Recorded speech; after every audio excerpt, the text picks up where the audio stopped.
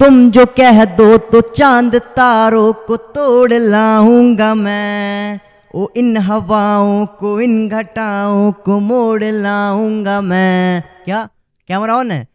Hello, पहचाना? Yes, आ गया, I am back. हाँ भाई, मैं ही हूँ, आ गया इस बार जल्दी। लेकिन सालो दोगलो वीडियो देख लेते हो, लाइक नहीं करते हो।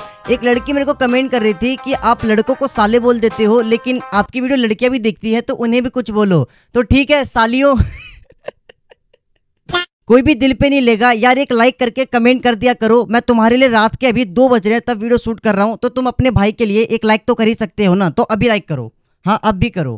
कर दिया, थैंक यू सो मच। और जिन्होंने नहीं किया सालो, अब बकचोदी को रखते हैं साइड में और अपनी स्टोरी की ओर बढ़ते हैं। आज की स्टोरी में भेजी है राधिका ने, उसकी एक फ्रेंड है प्रिया, उसके साथ ये सब कुछ हुआ था। तो चलो स्टोरी की शुरुआत करते हैं।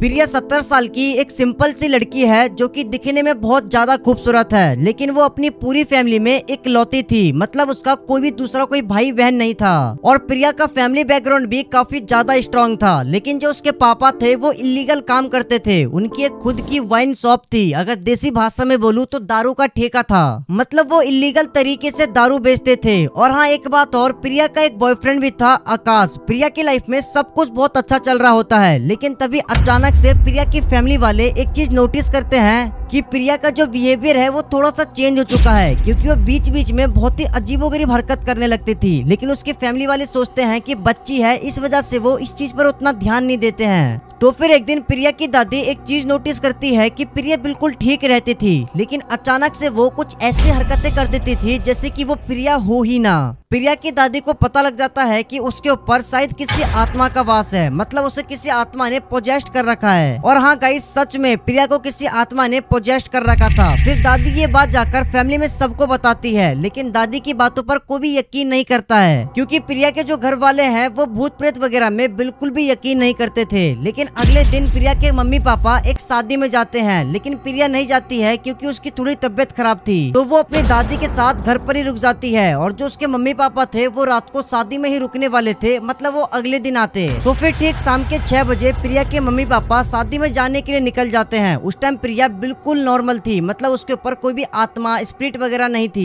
फिर प्रिया क्या करती है, वो अपने बॉयफ्रेंड आकाश को फोन लगा देती है कि बेबी घर पे कोई भी नहीं है, जल्दी आ जाओ। भाई ये सुनते ही आकाश की खुशी का कोई ठिकाना नहीं कि बहनचोद बंदी घर पे बुला रही है, वो भी रात को। ये सुनते ही सबसे पहले वो जाता है मेडिकल स्टोर। हाँ, उसके बाद आकाश सीधे प्रिया के घर पहुंच जाता है। जो प्रिया की दादी थी वो नीचे वाले कमरे में सो रही थी और जो प्रिया थी वो ऊपर सो रही थी। तो आकाश सीधे प्रिया के कमरे में चले जाता है। कमरे में जाने के बाद वो प्रिया से मिलता है, वो प्रिया का हाथ पकड़ता है। वो दोनों बैठकर प्यार मोहब्बत वाली बातें कर रहे होते हैं। लेकिन फिर प्रिया अचानक से पोजेस्ट हो जाती है। फिर वो उठती है और वो आकाश में बिना मतलब के देना चालू करती है, दे लात, दे घुसन, दे थप्पड़, दे बक्की बक्की में। आकाश पूछता है, अरे बेबी हुआ क्या? प्रिया बोलती है, तेरी बेबी की ऐसी के तैसी। वो दे लात, दे घुसन, दे थप्पड़। और बोलता है, बाबू हुआ क्या, मार क्यों रहे हो? प्रिया रुकने का नाम नहीं ले रही है। वो आकाश में दे लात, दे थप्पड़, दे घुसन वो लगातार देते जा रही है। आकाश बैठकर चुपचाप पीट रहा है। वो चिल्ला भी नहीं सकता है, क्योंकि चिल्लाएगा तो दादी जग जाएगी और फिर प्रिया के साथ में दादी भी मारेगी, दे लात, दे घुसन, दे बक्की बक्की में। फिर उसके बाद आकाश वहां से जैसे तैसे करके निकल गया। आकाश भी सोच रहा होगा, बहनचोद पेलने गया था, पिल के आ गया। इसलिए बोलते हैं बुलाती है मगर जाने का नहीं। फिर इसके ठीक 2 दिन बाद जो प्रिया की दादी थी वो किसी कारण से गांव चली जाती है। लेकिन उस दिन के बाद से प्रिया की तबीयत बहुत ही ज्यादा खराब हो गई थी। मतलब प्रिया अब ऐसे अजीबोगरीब हरकत करने लगी थी कि जो कोई नॉर्मल इंसान तो बिल्कुल भी नहीं कर सकता था। प्रिया जो थी वो अपने खुद के बाल को चबाती थी, वो अपने नाखून चबाती थी, वो अपने बगल वाली पार्ट को अक्सर चाटती रहती थी।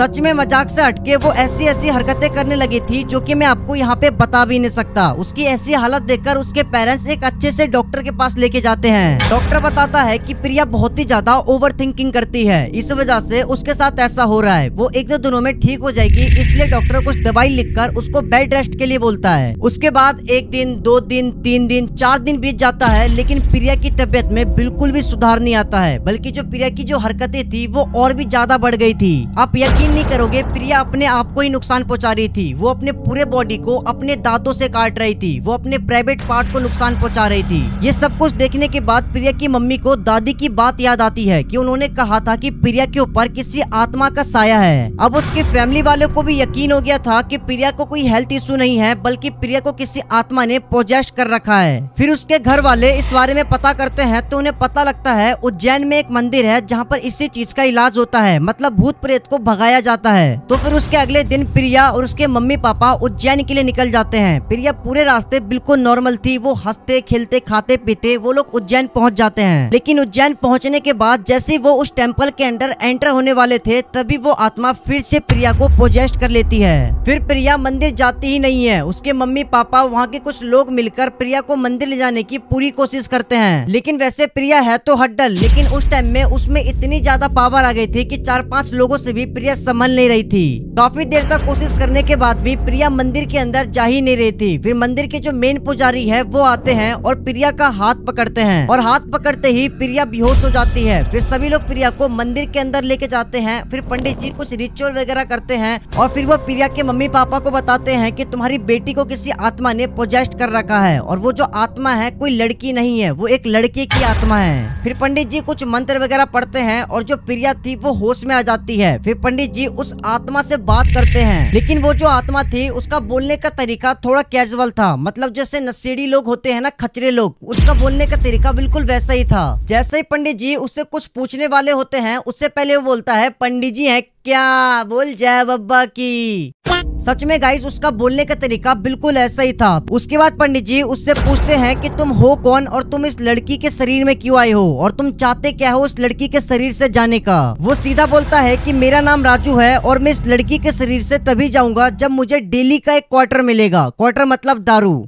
हाँ, और ये बात सुनते ही प्रिया के पापा बोलते हैं कि मैं इस राजू को जानता हूँ, ये एक नंबर का नशेड़ी है, ये 24 घंटे नशे में रहता था और ये मेरी बेटी के पीछे भी पड़ा था, जिसके लिए मैंने इसको पीटा भी था और कितने बार मना भी किया था। लेकिन कुछ टाइम पहले ही इसी के कुछ दोस्तों ने कुछ पैसों के लिए इसको मेरी दुकान के सामने ही जान से मार दिया। फिर प्रिया के शरीर में जो राजू की आत्मा थी वो बोलता है कि मुझे इनकी बेटी से प्यार है, लेकिन उससे भी ज्यादा प्यार मुझे मेरी दारू से है। अगर तुम लोग मुझे डेली दारू दोगे तो मैं इनकी बेटी के शरीर से हमेशा हमेशा के लिए निकल जाऊंगा। फिर उसके बाद पंडित जी एक हवन करते हैं और हवन के बाद वो एक ताबीज प्रिया के गले में बांध देते हैं, और ताबीज बांधते ही वो जो आत्मा थी राजू की वो हमेशा हमेशा के लिए प्रिया के शरीर से दूर हो जाती है, और वो ताबीज आज भी प्रिया अपने गले के अंदर पहने रखती है। बताओ यार, नशेड़ियों को मरने के बाद भी चैन नहीं है। तो गाइस ये थी अपनी आज की हॉरर स्टोरी। आई होप कि आपको बहुत ज्यादा मजा आया होगा। अगर आपके पास भी स्टोरी है तो आप मुझे इंस्टाग्राम पे शेयर कर देना, याद से फॉलो कर लेना।